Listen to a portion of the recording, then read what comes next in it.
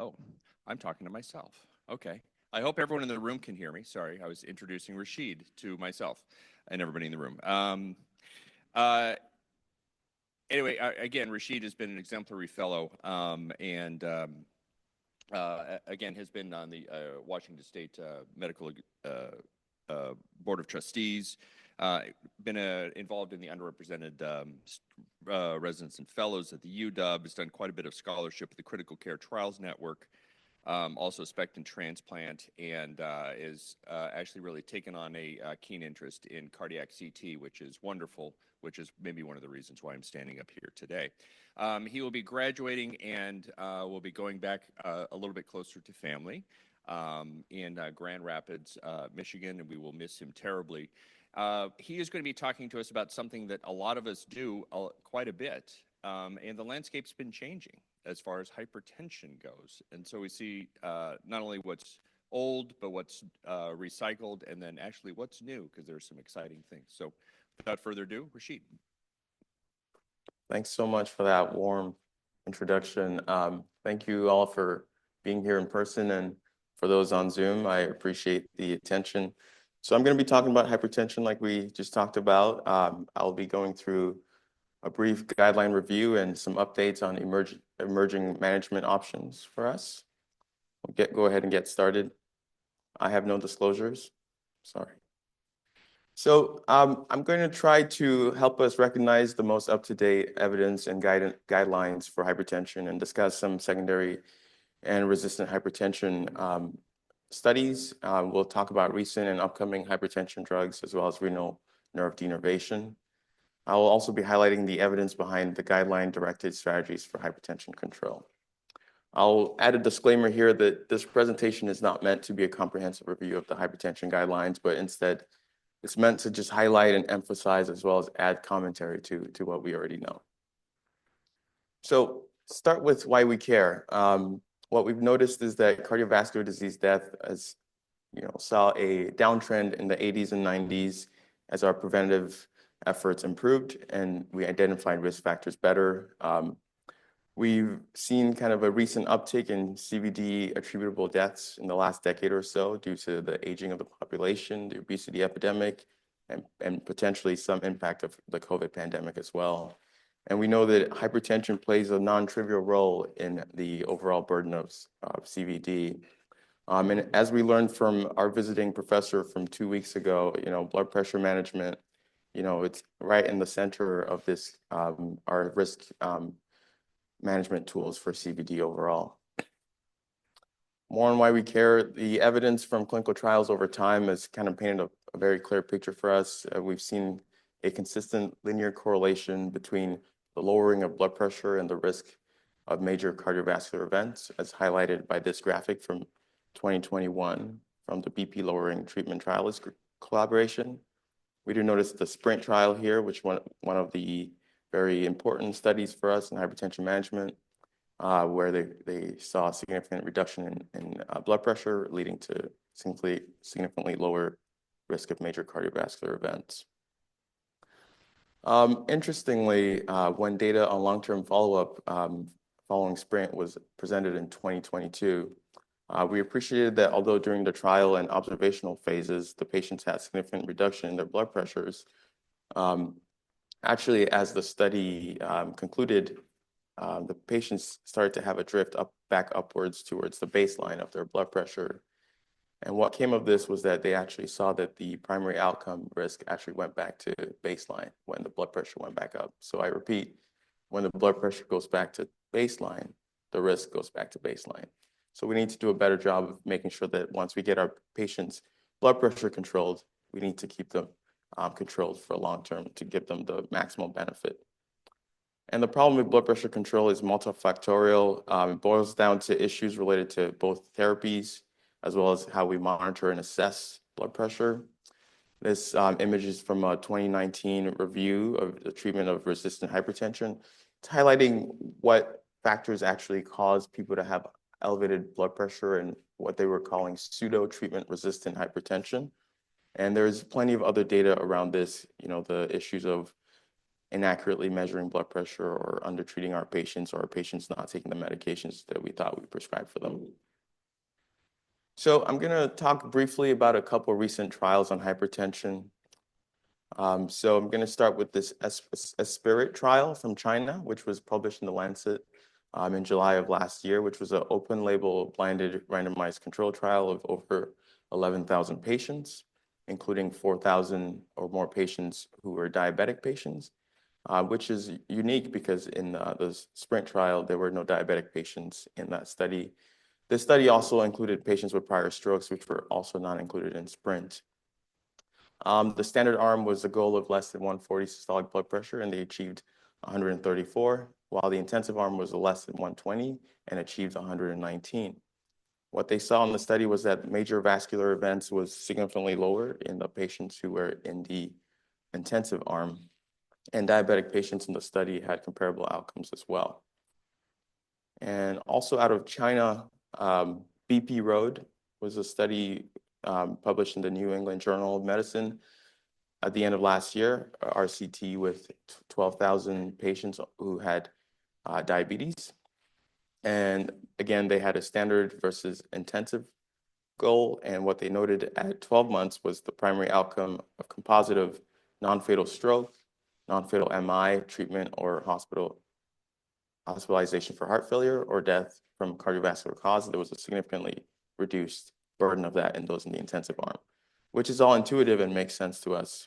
What was notable in this study was that there was more episodes of symptomatic hypotension as well as hyperkalemia in the intensive group. But overall, these two studies kind of fill an important gap in the evidence. So next, I wanted to talk about how we diagnose our patients. This graphic is from the 2017 ACC/AHA guidelines to help us define the numbers and categories, thanks to data from excellent trials such as SPRINT. And so we're all familiar with these numbers, but it's more important to kind of dive down into how we actually obtain these numbers and figure out where our patients sit. And this is not a trivial first step in diagnosis. So in terms of getting the numbers right, gone are the days of mercury-containing blood pressure cuffs, which were perfect, I'm told. With the newer technologies we have available, it's really essential that any devices we're using in the office, hospital setting, or personal devices that patients use are calibrated appropriately. In our hospital system, medical engineering should be able to be keeping track of our devices and making sure they're working accurately. It's also important that the diagnosis requires more than one data point. So we got to check the blood pressure a few times and average the blood pressure. That's a guideline recommendation. And then the other thing is that out-of-office blood pressure measurements are recommended if feasible, which brings up this first point about access for patients. This can create disparities in the care that our patients get if they're unable to get out-of-office blood pressure values because of affordability or other issues. And so usually it's home blood pressure monitoring that we do, but in some cases, ambulatory blood pressure monitoring may make sense. This kind of highlights a few situations where we might consider ambulatory blood pressure monitoring, including patients we suspect to have white coat hypertension, those with apparent drug-resistant hypertension based on their blood pressures in the clinic, those with hypotensive symptoms while being on antihypertensives, or those with episodic hypertension or autonomic dysfunction. So when it comes to how we diagnose blood pressure, this graphic here kind of gives us a summary of the most recent guidelines, two from Europe, the ESC from last year, and the ESH from 2023, as well as comparing it to the 2017 ACC/AHA guidelines. And what we appreciate is that there is some slight variation, but a pretty consistent way of evaluating patients, giving a preference to treating at a lower blood pressure for those with high cardiovascular risk, and trying to avoid treating too much in patients that are of older age, greater than 80 or 85 years. The same is true for our treatment targets. Most of the time, it's less than 130 in the systolic blood pressure. The ESC does have this ALARA statement about as low as reasonably achievable for patients, as well as for people of advanced age as well. Interestingly, we will note that the ESC guidelines only give recommendations for systolic blood pressure treatment for people who are less than the age of 85. I wanted to bring up secondary hypertension briefly here, as it's a very important and kind of thing to not miss in our patients when they, even when they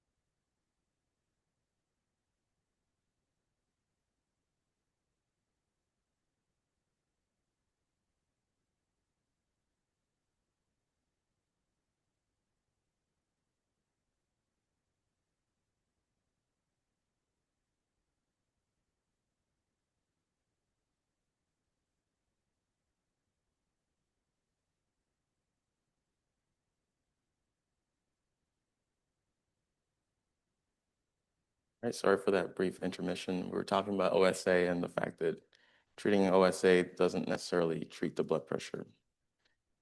All right.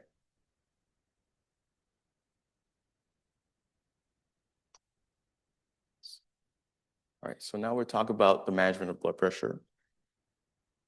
So one of the things that's highlighted by the ACC/AHA guidelines is that across the entire spectrum of elevated blood pressure and hypertension, non-pharmacological therapies have a class 1 recommendation. So we'll talk about that briefly here. So this graphic here, which the AI overlords helped me create, is a summary of what was noted in the ACC/AHA guidelines about the effect of non-pharmacological interventions on blood pressure. And we can see that the effects are not trivial, and specifically looking at the DASH diet pattern for patients who are hypertensive, there's up to an 11-point impact on systolic blood pressure, which is quite significant. And in addition to weight loss, decreasing dietary sodium, increased intake of potassium, aerobic exercise, dynamic resistant, isometric exercise, as well as alcohol consumption reduction, we can possibly get our patients some significant reduction there without any medications. In the realm of medications, I'll kind of simplify it. It's A plus C plus D. First line therapies include ARBs or ACE inhibitors, and then dihydropyridine, calcium channel blockers, and thiazide diuretics. And the additional option is the MRAs, which are, I guess, our second line option. So we'll touch more on these a little bit, on the MRAs a little bit later. I wanted to highlight here that the ACC/AHA expert consensus is that 2 medications are likely to be needed at the start for patients who have blood pressure 20/10 more than above the goal. And the reason for this is because, as we know and can allude to, that there was a meta-analysis from 2005 that highlighted that blood pressure lowering from most of the medications that we usually use, including ACE inhibitors, calcium channel blockers, thiazides, et cetera, we see an effect of about, if generous, up to 17 points, but usually, realistically, maybe around 10 points for most medications. And so you wouldn't be able to get your patients to goal if you just put them on one medication. Fortunately, the FDA has given us a website where we can see all the combo meds that there are available that we can give our patients, and there are tons of them. I think what's most valuable is kind of the options for 3 medication combos, which include the A, C, and D here, like the amlodipine, valsartan, hydrochlorothiazide, or the olmesartan, amlodipine, hydrochlorothiazide options. And, the thing about this is that combo pills make patients happy because they feel like things have gotten better because they're on less medications. So speaking of combination pills, we do have evidence from other studies that low-dose combinations are safe and give us potentially better blood pressure control. The Quartet study was published in The Lancet back in 2021. It was a RCT double-blinded with over 500 participants who were randomized to a quad pill, which included amlodipine at a baby dose, and indapamide, bisoprolol, and irbesartan, versus a single pill that was indistinguishable, that was just 150 milligrams of irbesartan. They checked their unintended office blood pressures at 3 months. Notably, the patients in the quad pill arm were down to 120 systolic blood pressure versus 127, so about a 7-point difference. And what they noted over time is that, looking at this graphic here, the pill burden was significantly lower even at 12 weeks, as well as at 52 weeks for the patients in the quad pill arm, with actually better blood pressure control. So unfortunately, I don't think the FDA has approved the quad pill for access, but we do have options for the 3 meds in one pill, which is a pretty good option for our patients. So now I'm going to talk briefly about resistant hypertension. The JNC7 definition of resistant hypertension includes uncontrolled hypertension on 3 medications or more, or controlled hypertension requiring at least 4 medications. So the ACC/AHA had a statement, scientific statement back in 2018, specifically about resistant hypertension and the management of it. The important things that are highlighted here are the emphasis on maximizing lifestyle interventions, including exercise and sleep, more than 6 hours of sleep. That's great. They also make sure that we're not missing the diagnosis and have excluded any secondary causes, as well as optimizing our A, C, and D medication therapies. And then they have some recommendations about specific substitution of our thiazide or thiazide-like diuretic, as well as the use of MRAs as the next addition.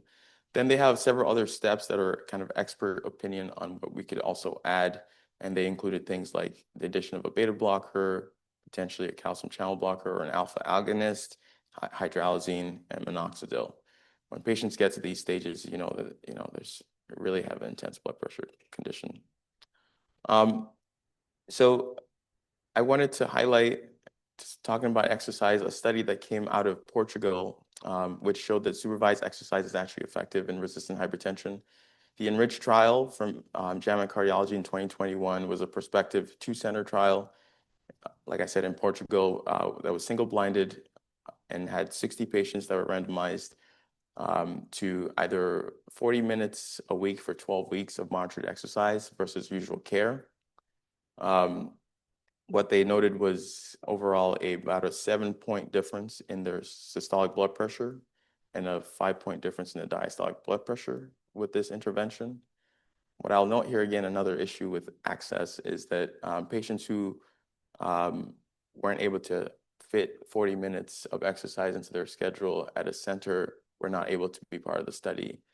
So again, kind of limits who can be there. For example, if they have to work all day and don't have the capacity to afford the time away. So when it comes to the role of MRAs as the fourth agent, the evidence comes from the study Pathway 2, which was kind of groundbreaking study, I guess, back in 2015 in the Lancet, which was a double-blind placebo-controlled crossover randomized control trial of 335 patients who had home blood pressures with a systolic greater than 130, despite being on 3 months of maximally tolerated 3-drug therapy. So the patients went through kind of randomly rotated through in a pre-assigned randomized order 12 weeks, once daily of either spironolactone, doxazosin, bisoprolol, or placebo. So every patient got to go through each of these. And what we noted clearly here is that there was a significant blood pressure control, much better blood pressure control on spironolactone than the other 2 medications. Even more interesting is that they looked at an analysis of the renin activity and to see how the effect of the medications correlated or was affected by renin activity. Thinking about low renin being these patients that we think about like a primary aldo patient, going all the way to patients who have very high renin. And what we see is that spironolactone has a very, very significant effect at this lower renin levels, and still has a pretty much across the entire grade has a very effective impact on blood pressure control for patients. But a tool here which kind of helps us highlight who might benefit the most from the medication addition. So just to kind of summarize what we talked about so far related to guidelines, this nice graphic from the ESC guidelines is the 10 commandments, so to say, of on the guidelines of elevated blood pressure and hypertension. Starts with classifying blood pressure based on office numbers, and then using out of office measurements as part of our diagnostic tools.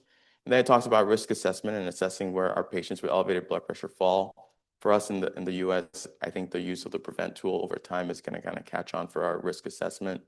The importance of lifestyle modifications for patients with elevated blood pressure and low CVD risk, and the possible addition of pharmacotherapies for patients who have a higher CVD risk with elevated blood pressure. They certainly recommend both lifestyle modifications and pharmacological treatment for patients who have strict hypertension with 140/90 or greater. And then the lifestyle measures that we've talked about so far, including low sodium and exercise. They highlight their target for blood pressure, again, noting here that they only have a systolic blood pressure goal. And then they talk about what to do in resistant hypertension, sending patients to specialists, considering other therapies like we talked about, including spironolactone, as well as renal denervation, which is a class 2B. The other thing that they noted here that I think is very important is the fact that we need multidisciplinary tools and kind of groups to work on management of blood pressure and focus on task shifting from physicians to non-physicians, because the burden of a lot of the kind of basic and rudimentary up titrations or evaluations does not necessarily need a physician to complete that. So we're gonna shift a little bit and talk about some novel and not so novel therapeutics for hypertension. I'm gonna start by talking about ERAs, or endothelin receptor antagonists. So the Precision trial from Lancet back in 2022 was a phase 3 trial, a multi-center blinded randomized parallel group trial of prostatentin, which is an ERA for resistant hypertension in about 704 patients. There was a kind of 2 doses, a 15 milligrams and a 25 milligram dose. And what they noticed was kind of a significant about 6-point reduction at 40 weeks. So pretty modest blood pressure reduction for patients with resistant hypertension. Notably in the study, they noted that the higher dose medication actually caused fluid retention and mild to moderate edema in the patients. So the 12.5 milligram dose was actually approved by the FDA back in March of 2024. Well, the word on the street is that although this medication has been approved, insurance coverage has been really dismal. So it's been really difficult to actually get patients on this medication, but an exciting option. The other class of medications showing promise are the aldosterone synthase inhibitors, which go by some great names, including baxdrostat and lorundrostat, which have shown promise in recent phase 2 trials, including the Brighton trial as well as the Target HTN trial. So we look forward to see what the phase 3 trials show. This medication here I want to talk about next, very exciting for me. This zilebesiran, RNA interference medication, which basically is a silencing RNA injectable medication that blocks the synthesis of angiotensinogen in the liver, and in turn leads to a persistent, long-standing lower blood pressure. So the study here includes over 300 patients who had different doses of the medication or placebo, and what they saw was that they had pretty significant blood pressure reduction that was persistent on a single injection at 3 months. The findings are promising. I think one of the commentaries that I've heard about this, looking forward to the phase 3 trials, is that we probably need a reversal agent for this before we would ever want to market this to our patients, because it could be scary to just have low blood pressures that don't come back up. But pretty cool technology. All right, so I wanted to talk about some medications that we use often but have blood pressure effects. First of all, this study in 2019 highlights the effect that empagliflozin can have on blood pressure, including up to a 10-point reduction in systolic blood pressures in patients who have diabetes and hypertension.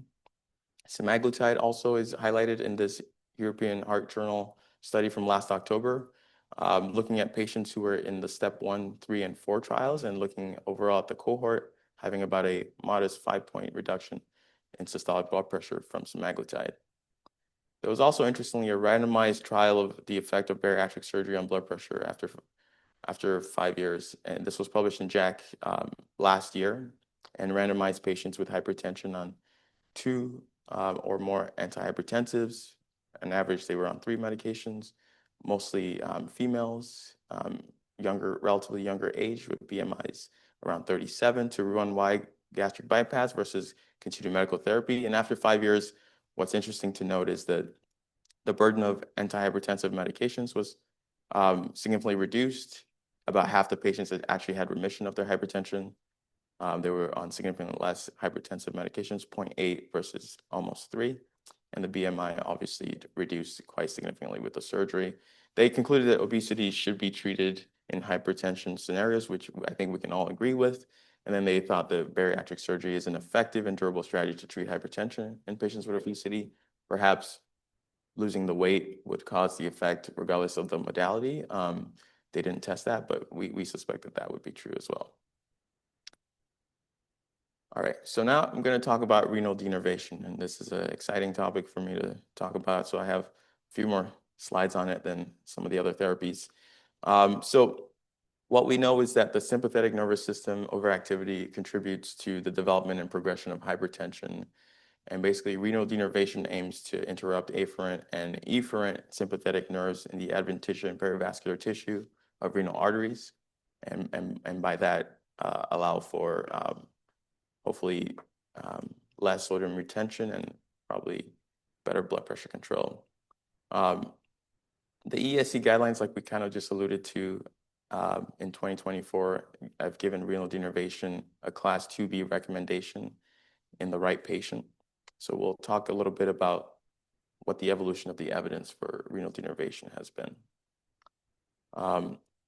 So just kind of mentioning briefly, what we do for renal denervation is we access the renal arteries using a catheter. We target the nerves around the artery and we ablate them either using radiofrequency, and this spiral technology here is an example of a radiofrequency ablator, or using ultrasound, which this Paradise system is an example of. And then there's been new alcohol injection systems as well that have not yet been FDA approved. Of note, both the Spiral and the Paradise system have been FDA approved as of a year and a half ago. So taking a step back to the earlier times in renal denervation, there was this Simplicity device made by Medtronic, which was a radiofrequency ablation device. And it was tested in a few studies that went by Simplicity HTN. So Simplicity HTN 1 and 2 are listed on this graphic. And so Simplicity HTN 1 was an open label study of 111 patients who had systolic blood pressures over 160 and were on at least 3 medications, including a diuretic for management of their blood pressure. And so they looked at the change in the blood pressure at 6 months, and you can appreciate about a 26-point difference in their blood pressure. Simplicity 2 was then another open label study with 106 patients, and they had a control group, obviously, and we appreciate about a 33-point difference. So pretty remarkable. And then came Simplicity HTN 3. So this was a prospective single-blinded randomized trial with a sham control. And what we appreciate is that the same group of patients with resistant hypertension on 3 medications were added, but at 3 months, there was about a 3-point difference in their blood pressure. So that highlights the significant importance of blinding our studies. So after Simplicity HTN3, there were significant changes to kind of trial design and the devices as well. There was improved understanding of the anatomy, and it was highlighted that there's a confluence of sympathetic nerves more distally in the artery versus more proximally. There was also improvements in the technology to decrease error and increase reproducibility. At the same time, there was redesigns of the trials to try to select the right patients who might most benefit from the therapy. There was a standardization of medical management during the trials, as well as kind of this new tool of trying to measure medication adherence using lab testing and blood testing. So then came the Spiral device, beautiful Spiral device here from Medtronic, which was going to allow for kind of a more four quadrant ablation than what we had previously. So then came the Spiral HTN studies. So they started with the Spiral HTN off-med study, which had 80 patients who were either had no prior medication for blood pressure or had washed out their medications for about 4 weeks. And what they noted at 3 months after the ablation was that their blood pressure had about a 4-point change from compared to the sham patients. Patients were allowed to be on blood pressure medications after this 3-month visit if their blood pressure was not controlled, and then they unblinded all the patients at 6 months and just followed them along for several more months. This is kind of the graphic of what we've seen, just very modest, very kind of small reduction in blood pressure for a significant procedure. And then what they did was evaluate patients to kind of see what are the kind of interactions that are causing the effects that we see. They looked at plasma renin aldosterone levels at 3 months after the ablations, as well as aldosterone levels. And there was a reduction in the group that had renal denervation of both factors, which kind of suggested that the renin aldo pathway was maybe disrupted or muted by the renal denervation. What they then did was kind of evaluate patients and stratify them by those who had high plasma renin levels versus those who had relatively lower. And we saw that actually most of the blood pressure effect that we see in the whole cohort was in those patients with this elevated plasma renin level versus those who actually had relatively lower plasma renin levels. So important for two reasons. It kind of highlights the heterogeneity of our hypertensive patients, and then it kind of helps us understand who might most benefit from this technology. Then came spiral hypertension on med. So there was initially a pilot study, and then there was a kind of full cohort or expansion cohort. The pilot study included 80 patients who had uncontrolled blood pressure over 140 systolic at home on 1 to 3 antihypertensives for at least 6 weeks. And what we saw was that there was kind of a pretty good blood pressure reduction of about 7 points at 6 months between the two groups. So that was pretty promising. And they tested for drug adherence in these patients to kind of make sure that everyone was following the protocol. What did come of the total cohort study was a different story. Of the total of 337 patients who went through the study, including 206 who initially went into the renal denervation arm, what we saw was that the primary endpoint was not met, and there was actually not a very significant difference in their ambulatory blood pressure. What did come of the study was that they found that the study was safe, the intervention was safe for patients. They thought that the reason for the lack of difference was because the medications were actually up-titrated more in the sham group than the renal denervation group. And they thought that other factors supported secondarily that renal denervation was superior to medical therapy for these patients. Kind of summary of the points, there was about a 2-point difference in ambulatory blood pressure, so non-significant. There was about a 5-point difference in office blood pressures, was significant, but secondary endpoint. There was more medications in the sham group, but when you look at the numbers, it doesn't really seem like that much more. Again, the procedure was safe, so FDA approved this procedure back in November of 2023. So I put a graphic here that summarizes some of the major clinical trials in renal denervation, just kind of orient us. The blue ones are the RFA procedures, while the purple are ultrasound ablation, and the ethanol injection therapies are more recent. And you could see, based on the kind of shapes of the graphic, there's been about pretty mixed outcomes in terms of primary outcome and endpoints in these studies. So there's still kind of a little bit more to be desired, so to say. But when it comes to who and when we employ this therapy in patients with resistant or uncontrolled hypertension, there's a recommendation to make sure that the blood pressure is truly elevated outside of the hospital, exclude secondary hypertension like we talked about, make sure the medical therapy is really appropriate, and then have a shared decision-making moment with the patient to try to determine if they should go through renal denervation. Of course, we have to remember that patients who are considering this should be on the appropriate, second-line agent, including MRAs, which we've seen show a significant improvement in blood pressure. We have to remember that the patients who benefit the most are those with those plasma renin levels that are elevated. And then we have to also remember that supervised exercise gave about a 7-point difference in blood pressure, which was equivalent to what we get from this intervention as well.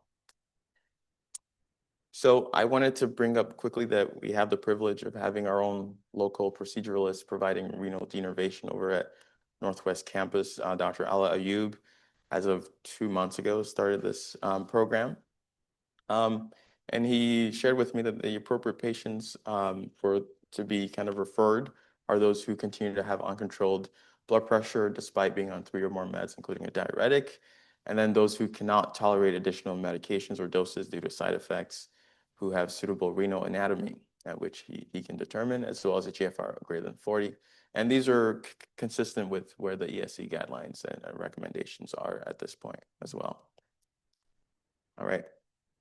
I want to summarize and kind of highlight the fact that it takes a team. At Harborview, we have the luxury of actually having a hypertension clinic that's run by Dr. Maeda, one of our nephrologists, and with the help of pharmacists, nursing staff, social work, to try to help make sure that our patients in between clinic visits with a physician can have their medications up titrated, their labs monitored, so that they don't need to wait 6 months or a year to see us again before something is done or something is noticed about their care.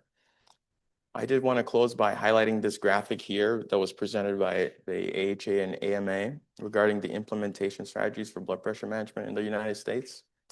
I think being kind of right to left around this circle here, kind of making sure we use a team-based approach, like I alluded to, as well as the implementation of lifestyle programs and kind of organization and policy level things to make sure that our patients in a way have time to actually manage their blood pressure in the ways that we recommend to them, using a standardized protocol for treatment of our patients, and then trying to improve medication acceptance and adherence, including, using combo pills when you can to make your patients happy. Continuing to work on quality improvement and focusing on making sure that our outcomes are good and consistent. Using financial levers as we can, university institution like our own, whatever resources we have, and then the use of anti-racism efforts here, which I think kind of underlines the point about access and kind of being sure that we're conscious and curious of the barriers and factors that result in suboptimal outcomes for our patients and trying to overcome those as best we can. We can't always do that, but we can try our best. And then, measuring blood pressure accurately, having patients calibrate their cuffs and making sure the ones in our offices are also calibrated appropriately. Those are all important factors. All right, that's all I've got. I wanted to acknowledge Dr. Laura Maeda, who I got to work with in hypertension clinic and kind of inspired kind of some excitement about reviewing this topic. Dr. Alayu, who gave his commentary, unfortunately couldn't be here. And Dr. Eugene Yang, who helped kind of review some of these slides and add some studies. And obviously, big thanks to Dr. Branch as well for the warm introduction and for the mentorship. That's all I've got. Thank you all.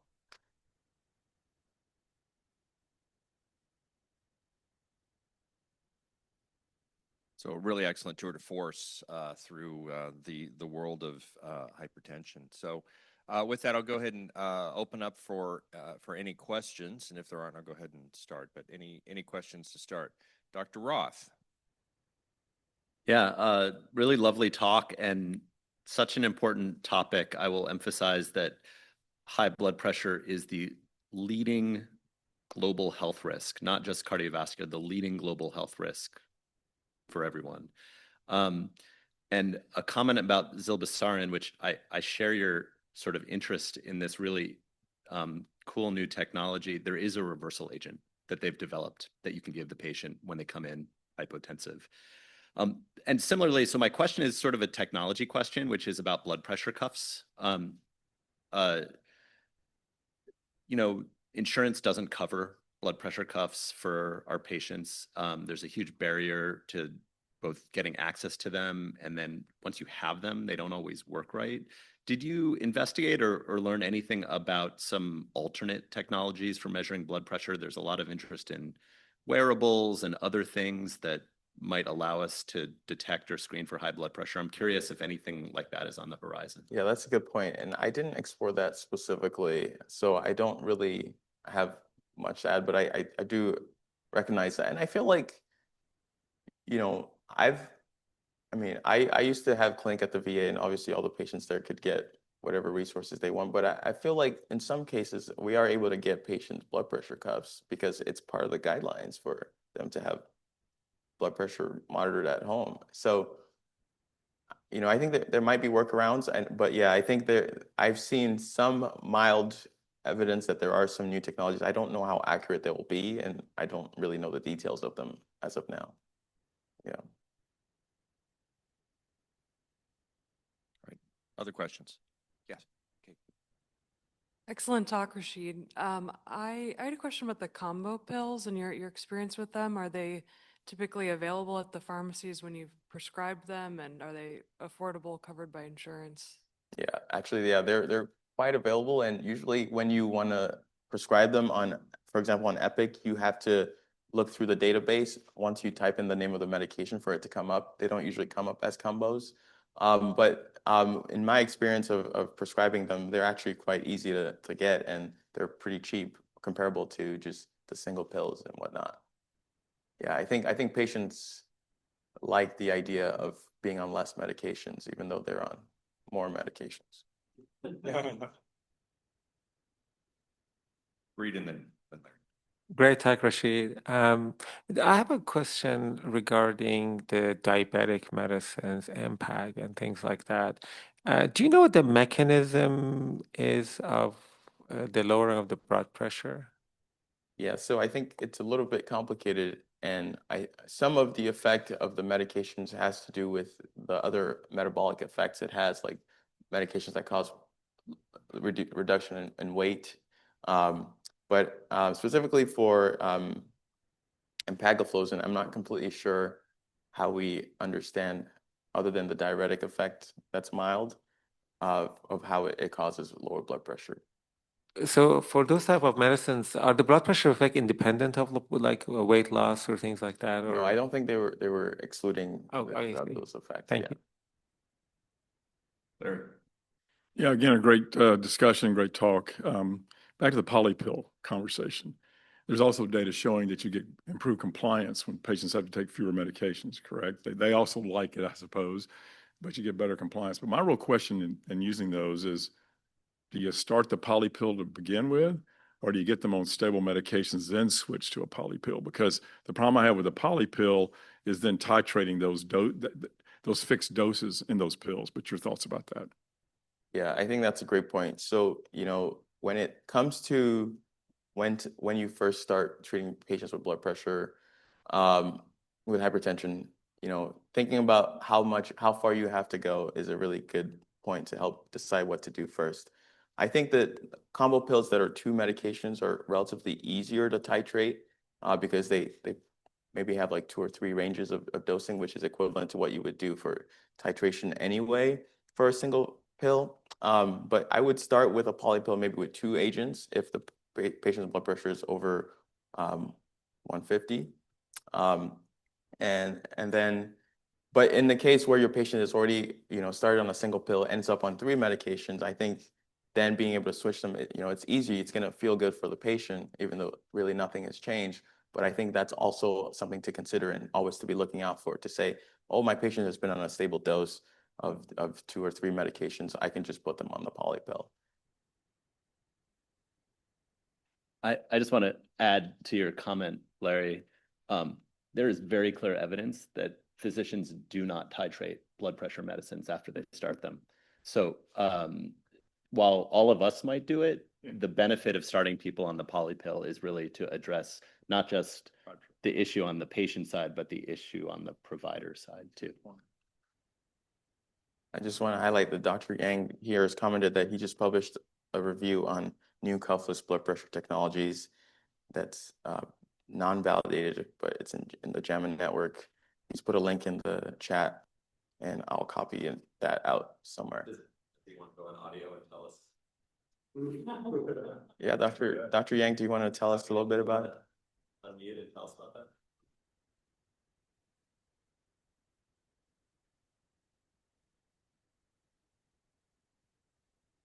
He also made a comment here that we should start with the polypill. They are safe. Hi, everyone. Can you hear me?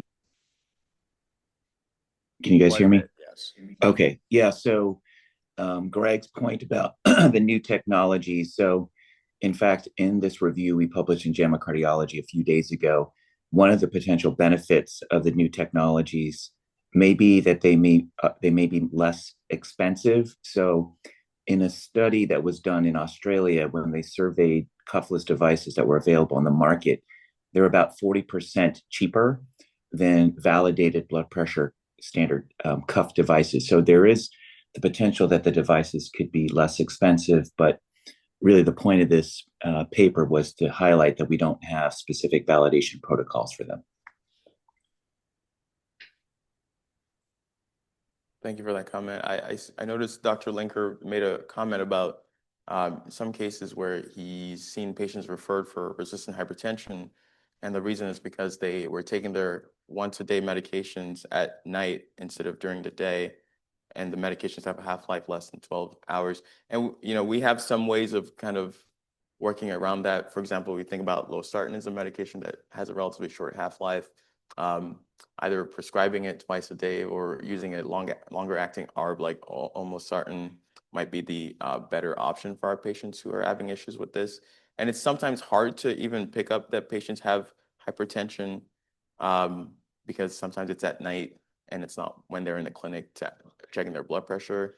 And sometimes the ambulatory blood pressure monitoring can actually pick up nocturnal hypertension that's not been managed. And I think overall being on more long-acting medications, thinking about the pharmacological effects of the medications is very important when it comes to picking the right meds for our patients as well.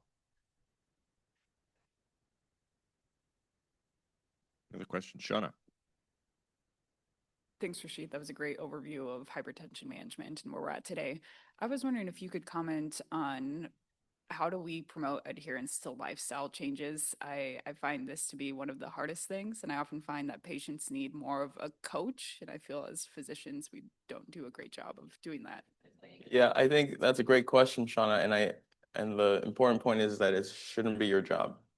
I think that's the crux of it. A lot of the motivational interviewing with our patients, trying to explore in their lives how they can modify or find time to incorporate some of the recommendations that we have. It takes someone else to talk about. It takes a dietitian to talk about what you're really eating, where you can go shopping. It's not what we do. We're not trained for that. It takes, maybe a PT or someone else or social work or someone else to talk about the things like, do you live in a neighborhood where you can go for a walk? Are there hills nearby? Do you feel safe being outside?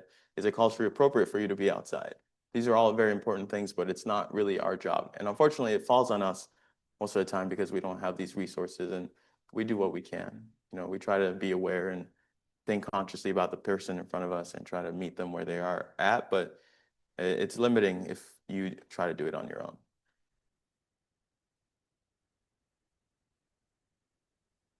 All right. Any additional questions?